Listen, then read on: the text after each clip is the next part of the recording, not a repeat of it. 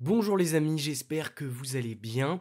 Moi ça va très bien. Aujourd'hui on va revenir sur les dernières officialisations de Disney qui a publié, partagé son calendrier officiel de toutes ses sorties en film jusqu'en 2031. Et ce qui est du coup sympa, c'est qu'on a eu les officialisations des sorties de Marvel Studios. Combien de films vont sortir? Dans quelles années? Jusqu'à quand? Est-ce que les Avengers sont reportés? On a toutes les réponses qu'il nous faut. Et on va revenir sur chaque date avec des films inconnus. On va essayer de leur donner un nom, un titre. Et on va revenir sur chacune des sorties. Ça peut être très intéressant.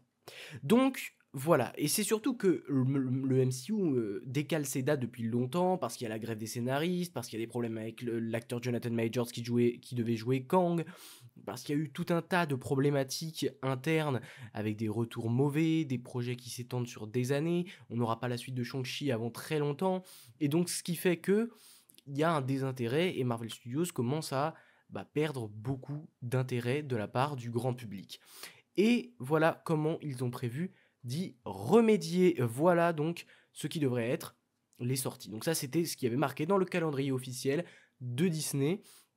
Donc évidemment, on commence le 24 juillet 2024 avec Deadpool et Wolverine. Alors j'ai mis Deadpool et Wolverine, il se peut que ce soit pas le titre définitif du film, on a le trailer en fin de semaine, voire après le titre du film va être tout simplement dévoilé à cette occasion, Super Bowl, trailer, etc. Je mets ce titre parce que c'est sûrement quelque chose comme ça qui va être annoncé. Donc voilà, Deadpool et Wolverine, film très attendu pour conclure notamment la saga des X-Men, dont ce sera le dernier film et qui va faire le lien avec le MCU, donc ça va être hyper sympa à suivre. Savoir aussi un peu de violence, le premier film R-rated, le premier film moins de 18 entre guillemets, du studio, pour voir s'ils peuvent aussi changer de registre, faire quelque chose de peut-être un poil plus sombre par moment, mais bon, Deadpool c'est quand même très humoristique également, donc ils ne seront pas perdus. Puis c'est développé aussi, pas uniquement par Marvel Studios, mais également par la société de Ryan Reynolds. C'est une coproduction, l'une des premières depuis très très longtemps, parce qu'il y avait à l'époque Paramount ou même Universal sur Hulk. Donc voilà, mais donc ce sera un film important à suivre à bien des égards pour le futur du MCU, parce que c'est surtout l'un des films les plus attendus. On le voit, hormis les Avengers, Deadpool ça va être l'un des films, voire le film qui va faire le plus d'entrées, sûrement. Donc à suivre, vraiment à suivre, Deadpool et Wolverine qui sortira le 26 juillet 2024, qui est donc le seul film de l'année 2024. Ensuite, on arrive en 2025, donc on s'occupe évidemment que des films ici, et c'est Captain America Brave New World qui va sortir, qui était censé sortir en juillet 2024. Et avant d'être reporté, en fait, il était même... Oui, c'était ça, juillet 2024. Et il avait été même décalé puisqu'il devait sortir en mai, remplacé par Deadpool qui finalement a été repoussé en juillet. Donc voilà, ce film, il va être crucial pour comprendre est-ce que le MCU peut encore continuer des histoires de personnages en le rendant intéressant et plus intéressant que le passé. Parce que Captain America, il n'y est plus, c'est le nouveau, c'est Sam Wilson. Est-ce qu'ils vont réussir à nous le faire attacher autant qu'un Captain America, tout en faisant un film assez politique qui peut, en changeant un peu des enjeux habituels du MCU, enfin du monde grand méchant et tout, peut-être plus politique, plus géopolitique, avec des enjeux plus terre à terre, et c'est ce qu'on aimerait. Avec un Captain America Brave New World, avec une espèce de guerre adamantium, c'est ce qui pourrait arriver avec, à la suite d'Eternals, Arishem, non pas Arishem, mais Tiamut qui est resté donc sur Terre. Donc voilà, tout un tas de problématiques, Captain America va y répondre, on va avoir un peu le fil rouge du futur de Hulk aussi dans le MCU, et on va voir si c'est vraiment glorieux ce qu'ils veulent nous proposer. Donc voilà, Captain America 4, moi je l'attends énormément aussi, ce sera février 2025. Voilà, il y a des gros reshoots, ça sent très mauvais, le réalisateur est pas forcément incroyable, il a pas fait grand chose dans sa carrière, des projets pas ouf, mais c'est tout quand même le retour d'un Captain America avec un enjeu, comme je vous l'ai dit, politique, avec la présence de Hulk, notamment le président des États-Unis qui sera le général Ross, et donc tout ça fait que effectivement ce sera à suivre, parce que ce sera en partie lié à Eternals, donc ça fait extrêmement plaisir, ça fait comme depuis 2021 qu'on n'a pas cette espèce d'extraterrestre qui est arrivé sur Terre, on n'en parle pas, donc c'était le moment d'en parler. Donc voilà, c'est ce qui arrivera début 2025, mais comme je vous l'ai dit, il y a eu 6 mois de reshoot, il y a plein de parties du film qui ont été enlevées, ils sont pas vraiment satisfaits en interne du projet, donc ça sent pas forcément très bon pour Captain America 4. J'espère, est-ce que c'est pour le mieux qu'ils ont fait des reshoots et qu'ils vont refaire une grande partie du film, ou est-ce que justement c'est un peu un aveu d'échec? On va savoir ça de toute façon en février 2025. Ensuite, le 30 avril 2025, en France, hein, c'est les dates françaises que je vous propose ici, eh bien c'est Les 4 Fantastiques qui sortira. Un film que moi j'attends plus que les films Avengers, c'est le film que j'attends le plus ces prochaines années parce que j'espère un film d'auteur avec Matt Jackman à la réal, avec peut-être une histoire plus multiverselle mais plus fouillée dans le sens, ouais, c'est vraiment un film d'auteur avec vraiment les concepts qui sont posés, avec une équipe qui est une des plus attachantes des comics, mais cette fois que tu peux vraiment mettre et nous faire attacher à eux, peut-être rendre enfin une adaptation qui va rendre fiers voilà, les créateurs de ces personnages, Steve Ditko, Stan Lee, voilà, qui sont vraiment... bon, j'ai dit Steve Ditko alors que c'est Jack Kirby, voilà, je suis un culte, alors que j'adore les 4 Fantastiques, mais voilà, Jack Kirby. Donc vraiment, les 4 Fantastiques, ça va être important et ça va aussi nous montrer à quel point Marvel peut intéresser avec une nouvelle équipe. Parce que oui, les Gardiens de la Galaxie avaient fait sensation à l'époque, alors qu'ils n'étaient pas tant connus que ça. Aujourd'hui, il faut se l'avouer entre nous, les 4 Fantastiques ne sont plus tant connus que ça. C'est vrai que les principaux groupes, vous entendez Justice League, Avengers et X-Men, grosso modo, c'est ce qui est connu. Le reste, c'est quand même beaucoup moins, beaucoup plus secondaire. Et donc, cette équipe des 4 Fantastiques mérite d'être popularisée par la complémentarité de ses 4 membres, avec Ben Grimm, avec Reed Richards, avec Sue Storm et Johnny Storm, qui sont vraiment une famille plus qu'une équipe, et c'est vraiment ça sur ce quoi il faut appuyer avec ce film. Et moi, comme j'ai adoré WandaVision, fait par Matt Jackman, comme j'ai l'impression qu'ils veulent montrer avec les 4 Fantastiques une nouvelle facette du studio, quelque chose de beaucoup plus artistique, avec en plus les pouvoirs des Fantastiques qui peuvent clairement être magnifiques à montrer au cinéma, parce que clairement Mister Fantastique il peut s'étendre, mais il a plein de pouvoirs liés à ça. Je vous invite à lire les comics, mais du coup il peut y avoir plein d'idées de réels différentes pour nous montrer ces pouvoirs qui sont illimités. La femme invisible, la faire disparaître, voilà, ça peut amener des plans de mise en scène avec des jeux d'ombre, etc., qui peuvent être hyper intéressants. Les flammes avec Johnny, la pierre avec Ben. Et donc, vraiment, moi j'attends vraiment un film, pas un film d'auteur, mais un film vraiment posé et avec voilà, une direction artistique particulière et une mise en scène particulière. Surtout si le film passe dans les années 60, comme on nous l'avait dit.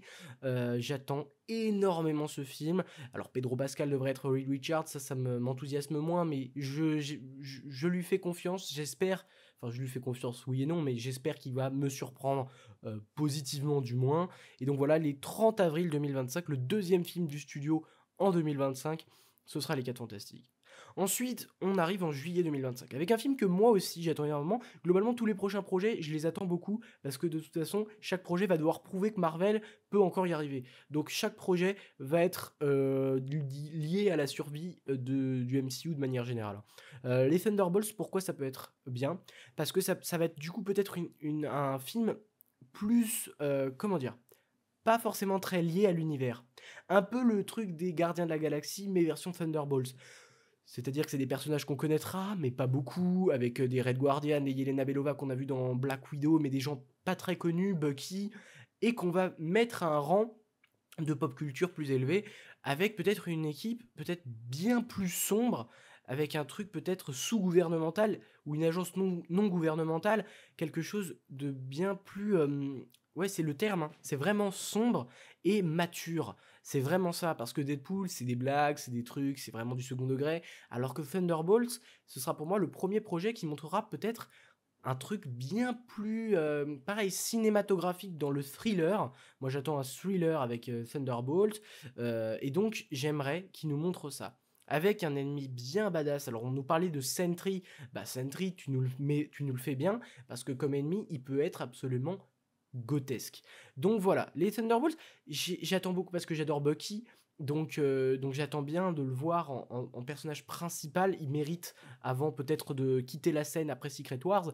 Mais donc voilà, les Thunderbolts aussi, ça peut être hyper cool. Mais c'est quand même le projet que j'attends le moins parmi ceux que je vous ai cités précédemment. Parce que c'est celui sur lequel je suis moins confiant. C'est un peu un The Marvels, où The Marvel, je me disais, ça peut nous surprendre. De base, je comprends pas pourquoi ils ont fait ça, mais ça peut nous surprendre. Quand on a vu The Marvels, on s'est dit, enfin moi personnellement, je me suis dit, ça nous a pas surpris, c'était bien ce qu'ils nous avaient promis. Et là, Thunderbolt, j'espère justement la petite surprise, le petit bonbon qui va nous faire plaisir, un peu comme les Gardiens de la Galaxie. Je reviens toujours avec cet exemple, mais une équipe qui va peut-être relancer le studio et qui va, je sais pas, à la manière d'un Suicide Squad, devenir quelque chose, d'iconique, d'universel, les Thunderbolts, un groupe en plus, le truc, c'est que c'est un groupe d'anti-héros. C'est des gens qu'on est censé pas trop aimer et donc pareil, ça peut amener une nouvelle touche, un truc voilà, tous les projets là sont amenés à montrer le changement que veut apporter le studio et ça, c'est vraiment ce qui va être intéressant.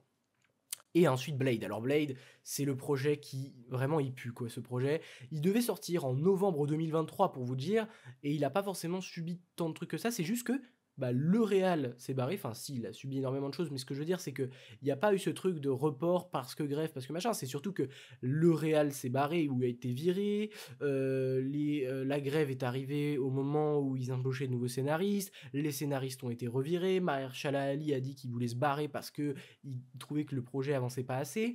Et le projet n'avance pas en fait. Et on a même l'impression encore aujourd'hui, on n'a pas trop de news, pas trop de rumeurs, et on se dit, Marvel voulait faire un budget très serré avec Blade pour faire un truc beaucoup plus rentable, mais je pense que ça va vers le flop en fait ce projet. Il a énormément de potentiel, ça c'est clair. Un vampire dans les années 20 comme Blade, ou qui parcourt les époques, ou quelque chose comme ça. Peut-être un film en noir et blanc, un peu comme ils ont fait avec la Werewolf by Night. Un truc plus d'horreur. Encore une fois, le changement, c'est ce qu'on attend. Maintenant, moi j'y crois peu, j'y crois pas, j'y crois plus en fait, Blade. Parce que c'est trop loin en fait. En fait, le projet ne sent vraiment pas bon dans le sens où il y a un script de Blade où il était le personnage pas du tout le personnage principal, il était le cinquième personnage secondaire ou un truc comme ça, mais c'est lunaire en fait. Ils savent plus comment faire des films. Et donc, oui, j'y crois beaucoup moins à Blade qu'aux autres programmes, parce que j'ai l'impression que il ne s'en sortira jamais ce projet, et qu'il va sortir un peu comme un truc qui va être jeté à la poubelle. Ça m'étonnerait même pas qu'il soit annulé, si vous voyez ce que je veux dire, parce que par exemple, Bob Iger a parlé des sorties du studio en 2025, il a surtout mentionné Captain America 4 et Fantastic Four. Il a un peu passé sous silence Thunderbolts, il a dit qu'il serait sûrement reporté. Après, voilà, c'est le calendrier qui est sorti juste après, donc à voir. Mais Blade, il n'en a pas du tout fait mention. Et Blade, c'est vraiment le projet maudit de Marvel Studios. Et ça, faudra peut-être en faire une vidéo. Mais Blade, ouais, ça sent pas bon du tout, du tout, du tout pour le projet, hein. Vraiment, ça sent très, très mauvais. Bref. Et ensuite, en 2026, le 13 février, il y a un programme qui est un programme inconnu. Donc on nous dit c'est un programme qui n'a pas de titre encore. Untitled Movie. Qu'est-ce que ça peut être exactement? On voit que ça sort juste avant Avengers of the Kang Dynasty. Et donc pour moi, clairement, ça va se jouer. Alors là, c'est les sorties de Disney. Attention parce que Spider-Man 4 va sortir quelque part les eaux 2000, fin 2025, début 2026. Il sortira par là, Spider-Man 4, voire fin 2026, mais il sortira 2025 ou 2026. Mais ça ne concerne pas les sorties de Marvel Studios, ça concerne les sorties de Sony. Donc là, on n'est plus du tout dans le même univers. C'est pour ça que je n'en fais pas mention. Pour autant, ça sortira vers les eaux là. Sûrement, par exemple, je sais pas, mais en mai ou en été 2026 ou 2025, toute fin 2025, pourquoi pas. Mais voilà, là c'est vraiment Marvel Studios. Moi je vois, donc on peut en parler, mais les trois programmes qui sont inconnus, qui n'ont pas de titre, on ne sait pas de quoi ça parle. Pour moi c'est simple, ces trois projets, c'est Armor Wars, qui a été annoncé en tant que film, mais dont on n'a absolument pas de news. Alors sûrement qu'il va changer de titre, parce que c'est bizarre, ils nous ont annoncé que c'était un film, je sais plus si c'est officiel, mais en tout cas ça a été annoncé. C'est un projet qui date d'il y a très très longtemps. Ça a été annoncé, il me semble, à la San Diego Comic Con 2020. Enfin, c'est il y a très très longtemps. Donc voilà, mais ce projet était une série à la base, devient un film avec ce côté armure qui peut être très intéressant dans le concept actuel des choses où bah, les IA peuvent prendre possession du monde. Donc effectivement, si des personnes mal intentionnées s'occupent d'armure et leur mettent de l'IA, ça peut partir totalement en vrille avec peut-être un retour d'Ultron, avec Justin Hammer, Iron Man Legacy, voilà, quelque chose comme ça, eh bien moi, m'intéresse énormément. Maintenant, ça va venir ou pas, on n'a plus trop de news autour du projet, mais c'est ce qui devrait sortir à mon avis en février 2026. Il y a peu de chances que ce soit un autre projet que celui d'Armor Wars, qui est quand même annoncé depuis maintenant très longtemps, en développement depuis maintenant très longtemps. Il me semble que l'acteur Don Cheadle avait avait un peu actualisé les choses, mais que du coup, le projet n'avance pas forcément très rapidement, mais il arrive. Donc il sera là, ce sera Armor Wars ou un autre titre, hein, ça peut être la même chose, mais un projet autour d'Ar War Machine, une guerre des armures, avec un truc très Iron Man dans la DA. Donc oui, ça peut m'intéresser, et je pense que c'est ce qui sortira le 13 février 2026, comme c'est annoncé. Ensuite, le 29 avril 2026, toujours Avengers The Kang Dynasty. C'est officiel, hein, sur leur liste de sortie, c'est toujours Avengers The Kang Dynasty, toujours prévu en 2026, malgré le fait que l'acteur qui devait être le protagoniste de ce film a été viré. Malgré les réécritures, malgré le changement de direction, c'est toujours Avengers The Kang Dynasty en avril 2026. J'ai très peur d'Avengers The Kang Dynasty. J'ai très peur d'Avengers The Kang Dynasty parce qu'à mon avis, il va se perdre entre le multivers et les enjeux terrestres. Et c'est surtout que il va essayer de reproduire un peu l'effet Infinity War, mais en plus grand et avec des personnages moins impactants, peut-être avec, je sais pas, mais qui pourrait être là-dedans. Mais j'ai très peur de ce programme. Et il me fait de plus en plus peur parce que toute la direction de Marvel, c'est de se baser sur les succès du passé. On voit avec le retour de Wolverine, de Deadpool, on le voit avec le retour de Daredevil qui est maintenant canon au MCU, et ils vont continuer dans la continuité des séries Netflix. En fait, ils ne se font que de se baser avec No Way Home sur des succès passés. Ils ne veulent pas avancer. Et donc je vois pas comment ils vont pouvoir réussir à iconiser, à mettre en valeur un méchant, des ennemis dans Avengers 5, qui pourrait être encore Avengers The Kang Dynasty, qui à mon avis va peut-être changer, va peut-être être repensé, mais qui est toujours Avengers The Kang Dynasty, qui est toujours prévu en avril 2026, et c'est vrai qu'il doit arriver vite. Parce que ce projet, et surtout Secret Wars, va mettre fin à ce côté MCU hyper loin, voilà, il va abréger tout ça, et derrière on va pouvoir repartir sur des bases saines et nouvelles, et c'est tout ce qu'on veut. Maintenant, The Kang Dynasty, pour moi, c'est juste là parce que événement de Avengers. Ils ont tout prévu pour Secret Wars. Ils avaient beaucoup plus d'idées pour Secret Wars. Ils veulent absolument faire Secret Wars. Et donc pour moi, The Kang Dynasty, contrairement à Infinity War, où c'était le cœur du film des deux films, si rien ne s'était passé dans Infinity War, tout aurait, rien n'aurait été incroyablement décevant ou avec des enjeux aussi incroyables dans Endgame. Là, j'ai plus l'impression qu'ils savent les enjeux incroyables qu'ils veulent dans Secret Wars, mais ils savent pas où aller avec The Kang Dynasty. C'est vraiment l'impression que j'ai. Sinon, avec des Loki, il y aurait vraiment une direction très claire, nette et précise.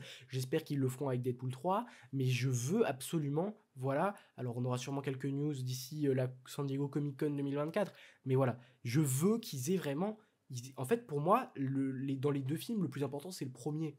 Parce que c'est qui va les faire ramener les gens en salle, c'est qui va bénéficier du bouche à oreille, c'est le premier. Et donc si le premier est nul, le deuxième, personne n'ira le voir. C'est pour ça que moi j'ai très peur de ce film-là, de The Kang Dynasty, ou de tout autre film qui va le remplacer en tant qu'Avengers 5, parce que je me dis que s'il y a un flop qui arrive, c'est bien lui, quoi. Je me demande, avec tous les concepts qui ont été introduits, comment il peut être, de manière synthétique, réussir à nous présenter les enjeux, un grand méchant, nous faire un développement et un arc, comme dans Infinity War, avec tous les personnages introduits dans la multiverse saga. C'est tout ça que je me pose comme question, et je me dis, il va souffrir de fou de la comparaison avec Infinity War, il va souffrir de ouf parce que Thanos est un ennemi tellement incroyable et que pour l'instant Kang est un ennemi tellement moisi, une bête malade, un ennemi dont tout le monde se fout. Et c'est pour ça que moi j'ai très très peur, et c'est pour ça que moi j'étais pour un changement vers Doom, parce que Doom c'est un ennemi qui, même avec son aura de personnage, est déjà quelqu'un de bien plus effrayant, bien plus intrigant, avec toute son histoire, avec tout son background, avec tout ce côté magie, technologie qui est hyper intéressant, qui aurait pu être introduit dans Fantastic Four, parce que Secret Wars dans les comics, c'est aussi la finalité presque de l'arc de Doom. Donc voilà, tout ça fait que The Kang Dynasty, pour moi, c'est un film qui sent très mauvais, qui sent de plus en plus mauvais. Et pourtant, j'adore le concept d'un film Avengers. Mais pour moi, Secret Wars a déjà beaucoup plus de potentiel. Ils y bossent déjà depuis bien plus longtemps. Pour moi, celui qui va souffrir des réécritures, c'est bien sûr The Kang Dynasty, pas Secret Wars. Secret Wars est prévu depuis bien longtemps, et à mon avis, c'est sur ce sur quoi ils misent le plus. À mon avis, le script est déjà terminé. Ils ont déjà globalement compris ce qu'ils voulaient pour Secret Wars, qui du coup sortira bel et bien toujours en 2027 pour le moment. Mais The Kang Dynasty, voilà, je comprends pas trop. Sinon, le 22 juillet 2026, donc un peu après The Kang Dynasty, il va y avoir 2 films en juillet, en novembre de la même année. Maintenant, qu'est-ce que c'est? Avec tous les rumeurs qu'on a eues, Eternals 2, Midnight Suns, Young Avengers, tout ça, qu'est-ce qui va sortir, à mon humble avis? Pour moi, c'est assez simple en fait. Je pense qu'il va y avoir 2 films qui sont ici, qui occupent les 2 places là qu'on voit ici. c'est Doctor Strange 3 qui a été lancé et accéléré, le développement a été accéléré très drastiquement après le succès de Multiverse of Madness, et aussi Shang-Chi 2, dont la préparation est depuis très longtemps. On le sait, dès le Shang-Chi 1, ils avaient commencé à entamer un 2. On sait qu'ils veulent lier les 10 anneaux de Kang à Shang-Chi, et donc pour moi, ça paraît mais plus qu'évident que ça va être quelque chose comme ça. Oui, tous les World War Hulk, tous voilà, les autres films qui ont été rumorisés, à mon avis, ils n'arriveront pas. Ils n'arriveront pas. Alors peut-être dans la même zone, on aura sûrement Beyond the Spider-Verse côté Sony, mais voilà, il y aura pas de. Je pense que voilà, même Bob Iger a dit, je veux couper des projets Marvel, je veux on se concentre sur les franchises phares, et les franchises phares depuis quelques années, c'est quand même les Avengers, c'est quand même Doctor Strange et Shang-Chi, parce qu'il a bien marché malgré son faible budget. Donc oui, clairement Shang-Chi, c'est en développement, et à mon avis, il y aura peut-être même une idée, je pense, de faire un film Eternals et Shang-Chi. Comme ça, tu mets tes deux échecs dedans, et comme ça, des échecs. C'était pas des gros échecs, hein, justement, Shang-Chi était voilà, mais essayer de faire un crossover peut-être avec les Gardiens, voilà, un gros crossover juste avant Avengers Secret Wars pour justement expliquer qu'est-ce qui est arrivé après Eternals, parce qu'il faut qu'on le sache, sinon qu'est-ce qu'ils foutent les Eternals dans le film The Kang Dynasty ou Secret Wars, expliquer tout ça, peut-être un crossover avant le crossover final qui est Secret Wars, mais peut-être à plus petit comité, avec des personnages qu'on n'a pas vus depuis longtemps. Shang-Chi, les Éternels, les Gardiens, voilà tous ces personnages qu'on n'aura pas eu depuis longtemps, peut-être un petit crossover, que ce soit dans l'espace ou autre, voilà, mais j'imagine bien ça, mais surtout un Shang-Chi 2. Voilà les trois projets que je vois qui ne sont pas annoncés, plus Spider-Man 4 qui n'a rien à voir, c'est Armor Wars, ou son équivalent, c'est Doctor Strange 3, Wreckage of Time, il y a eu plein de rumeurs, et c'est Shang-Chi 2. Donc voilà ce que j'imagine pour les prochaines sorties de Marvel Studios. J'espère que la vidéo vous aura plu. Moi, ça m'intrigue beaucoup parce que Marvel, maintenant, je suis plus dans le truc de dire c'est quoi la prochaine masterclass. C'est est-ce qu'ils vont réussir à faire des masterclass, et c'est ce que moi j'espère, et c'est ce que j'aime cet univers pour les liens et pour la conclusion qui est Avengers The Kang Dynasty. J'ai pas trop parlé de Secret Wars parce que voilà, mais on n'a pas trop d'infos dessus. Mais pour le coup, oui, ce sera le plus gros film, l'ambition du plus gros film jamais fait de super-héros, avec tous les personnages du multivers depuis des années, des personnages des années 2000, des personnages des années 2010, le retour peut-être d'Iron Man, voilà, une espèce de ode à l'univers Marvel depuis sa création, depuis que des films de super-héros existent. Ça peut être une dinguerie, comme ça peut être un flop monumental encore une fois. Et la MCU pour l'instant, il n'est pas à son prime. Peut-être que si Deadpool 3, qui va être hyper important, parce que si ça marche, eh ben, il va y avoir l'attente jusqu'en 2025 des nouveaux projets, et peut-être la hype qui va remonter progressivement. Si c'est un flop, justement, bah, il n'y aura rien pendant longtemps et on aura oublié l'MCU. Oh, un nouveau film, j'y vais pas. Voilà, donc Deadpool 3, il va être très important pour ça. Je pense que les 4 Fantastiques va être très important aussi, même s'il sera en concurrence à cette époque-là avec un Superman Legacy, avec un Jurassic World qui va sortir à peu près à la même date, donc ça va peut-être limiter son succès.